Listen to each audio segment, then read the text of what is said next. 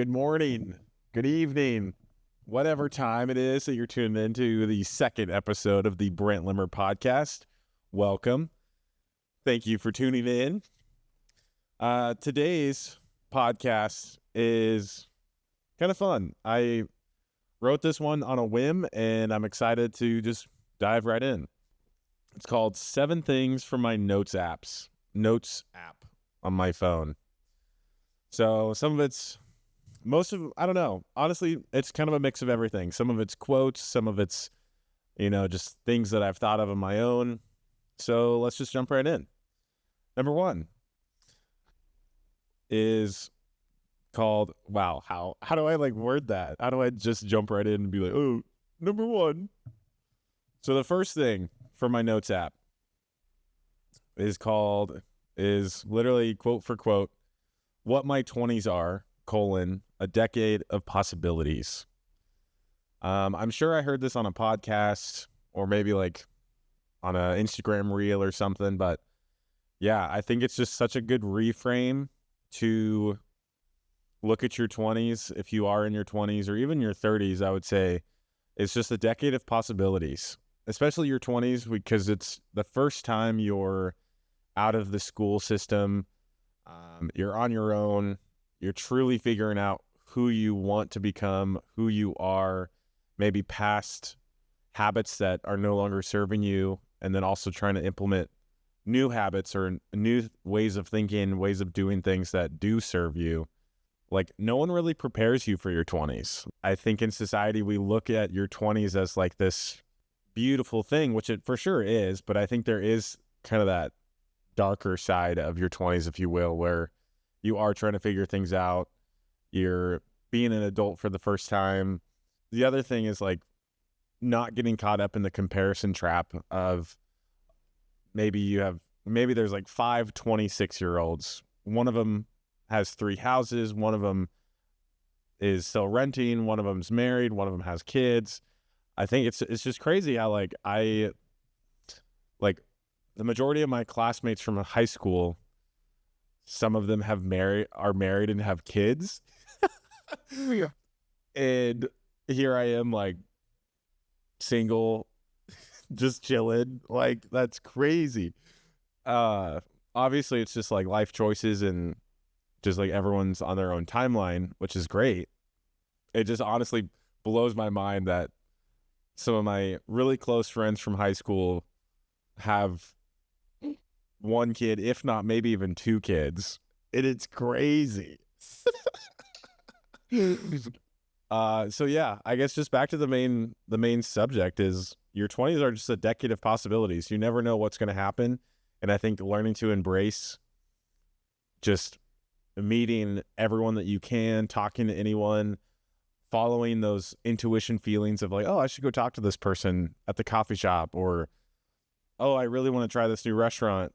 I have no one to go with, but I'm going to go by myself because, again, you never know what might happen. You might meet your next employer. You might meet your wife. You might meet your husband. You might meet whoever it may be, maybe just a good friend. And I think that just that frame of mind of kind of having an opportunistic, possibility-driven way of looking at things is yeah, what if this happens? You never know. And yeah. So that's number 1. Number two is urgency is a fallacy. 99% of things do not need to be that rushed. This is so true. This is one of those things where it is definitely a life lesson in your 20s that you maybe learn the hard way. Nothing needs to be rushed. I think the only things that really truly needs to be rushed is true, genuine emergencies. Literally, you need to call 911. Those are the only things that need to be rushed. Everything else, take a beat, breathe, maybe even go home, journal about it, pray about it. Nothing needs to be decided in that exact moment.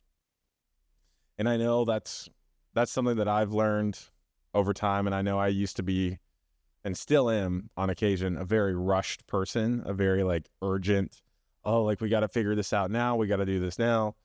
And also not letting other people rush you. That's kind of more of where this note, I remember the day I wrote this, is not letting other people rush you into a decision that you don't want to necessarily make.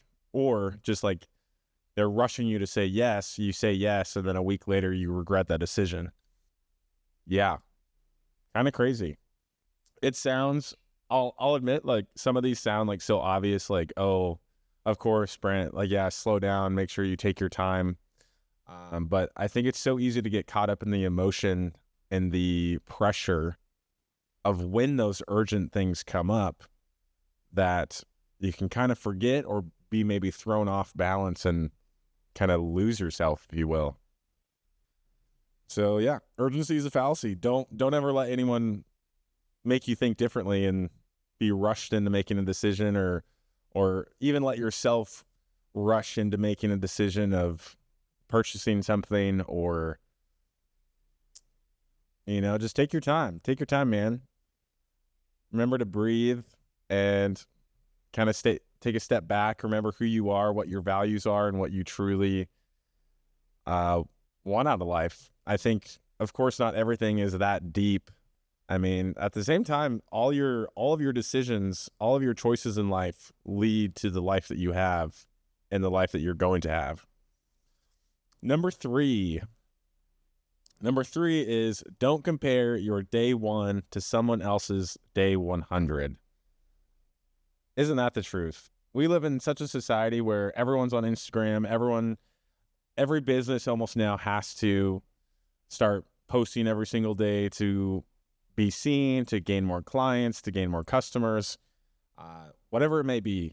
And I think it's so easy in that process to compare yourself to even someone, like, I know I've done it. I'll compare myself to someone that has like 300,000 followers. And it's like, whoa, hold on here. They've been doing that for years, or a very long time, in the sense of like they have maybe a whole team that's helping them post things daily. And that's just not fair to yourself to compare yourself to someone of that capacity. Of course, I think it's good to note that maybe that's a good goal to have or something to strive towards.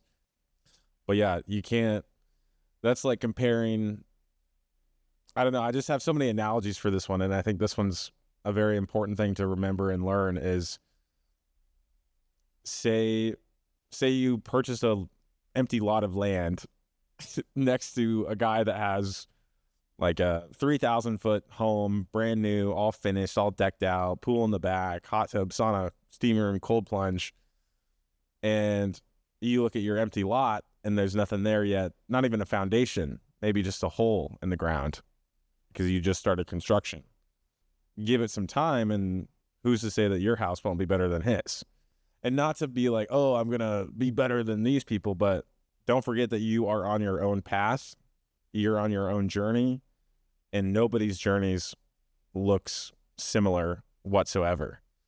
Also note that, like, I've noticed when I'm recording these podcasts, granted this is only the second one, but sometimes I feel like I'm talking to myself, giving my future self a pep talk, just kind of reiterating in my own way to myself, hey, Brent, these are the things that you've learned. You tell these to other people, but sometimes you forget to do them yourself. So yeah, I hope that makes sense. Anyway, number four is, if you're crabby, go lift heavy stuff. Yes. Health is wealth, the whole works, all of that stuff. I know I dived into that on the first episode. I have like my own data to back that up. Is like anytime I'm feeling, maybe emotionally down or just kind of irritated or stressed out in any way, shape, or form, 99% of the time, if I just go outside, go on a 15-minute walk, or go to the gym, get a good workout in, go to a yoga class, go move my body, usually 99% of the time, I feel so much better.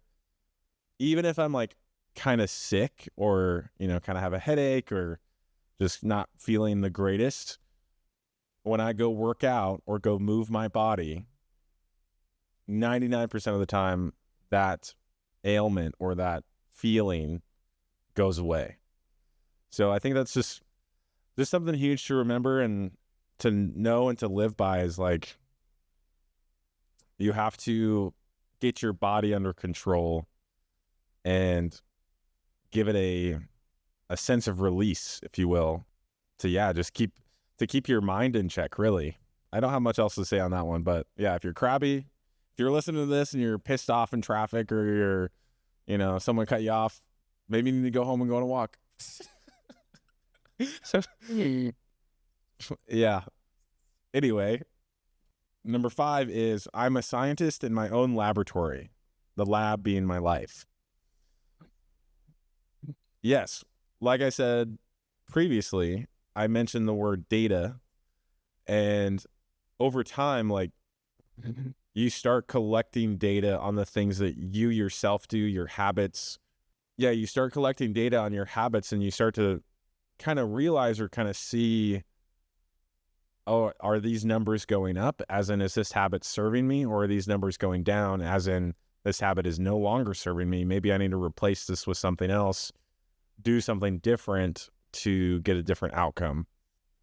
Just as scientists are always testing different chemicals or whatever it may be in the laboratory, we as humans can just try different habits, try different ways of doing things, approaching things, having more of an open mind to kind of explore new areas of your life or new areas of your city. So on the note of like having an open mind and like going about things in your life, I know in the past, I used to heavily rely on like having the people that I was close with, so the friends that I had, for them to introduce me to new people. And I quickly realized that that wasn't really working, and not everyone is going to do that for you, nor should they. Like, that's not their job, if you will.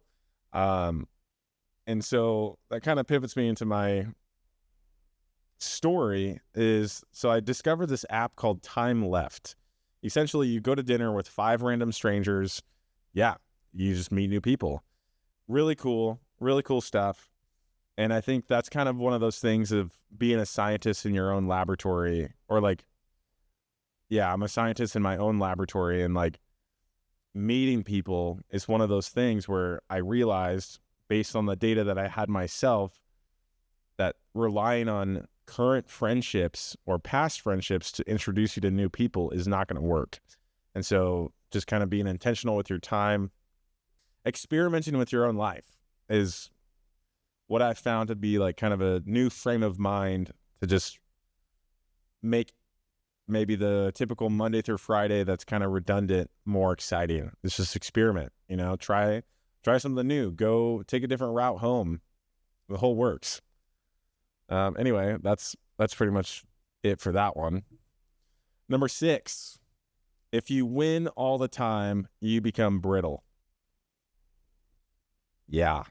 This one is kind of one of those things where this was maybe more of an observation, looking at, there's been periods of my life, seasons of my life, where maybe I was winning consistently, and whatever winning may look like to you in any area and field of life.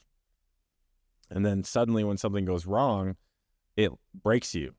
It completely shatters you. And that's not how, that's not productive, for one. And an analogy that I wrote down when I was writing this outline was, it's kind of like a lot of times you hear this in church sermons, or motivational speakers will use this comparison of, be like a tree. Here in Arizona, there's this place called the Biosphere. And in the Biosphere, this was like a lab experiment of, could we live, I don't know, I think it was like something with space, and like, could we live on Mars and like have this whole thing? And they had trees in this Biosphere. So this controlled glass dome environment, and about like 5 to 10 years in, these trees just fell over and died, because they had all of the elements of life except for wind. And wind makes you stronger, or wind makes the tree stronger because it shakes the tree, the roots go deeper, and the roots spread out so that it can hold the whole tree up.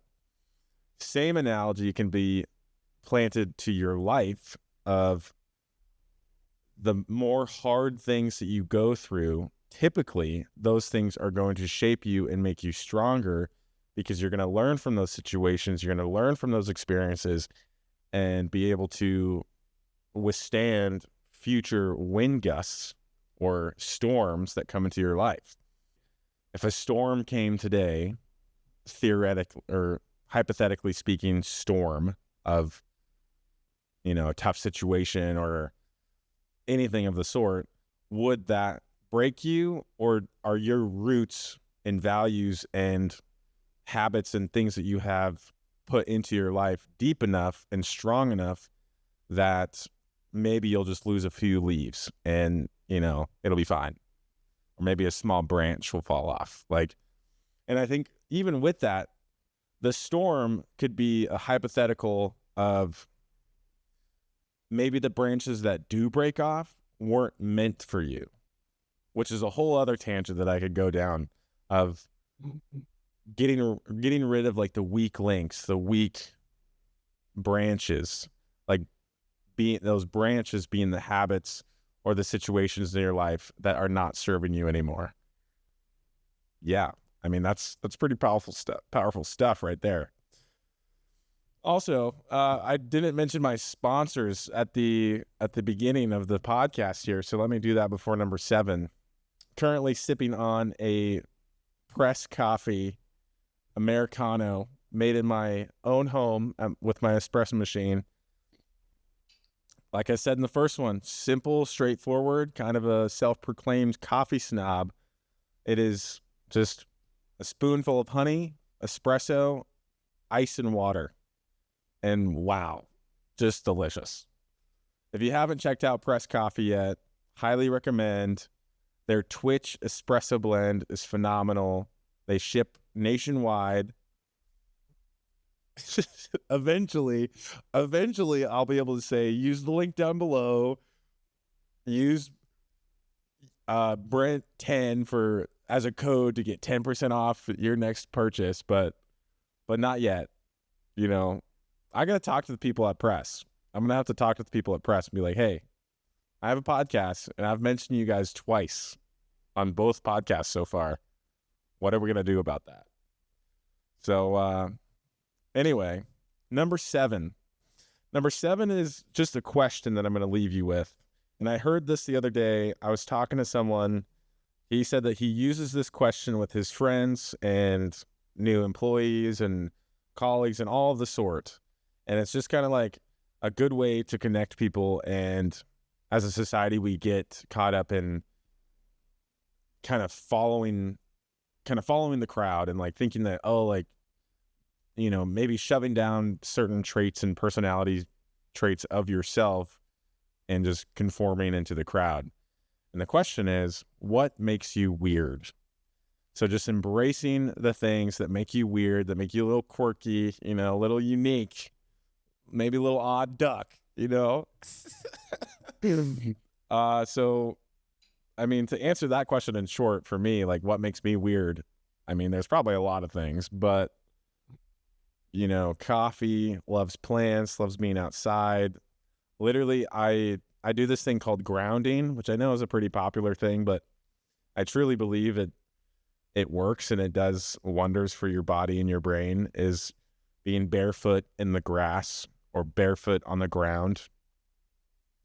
It's this whole kind of hippy dippy thing of you're connected with the earth and it neutralizes the ions in your body or something. And I mean, I think it's real. I think that stuff's real. We live in such a world where everything is not fake, but everything's manufactured, and we're walking on plastic shoes and we're under artificial light. And so getting back to earth, getting back to the way our ancestors lived and being barefoot on the ground is just a very human and powerful thing that I think we all should do, But Yeah, that is episode number 2. I hope you enjoyed the 7 random things from my notes app.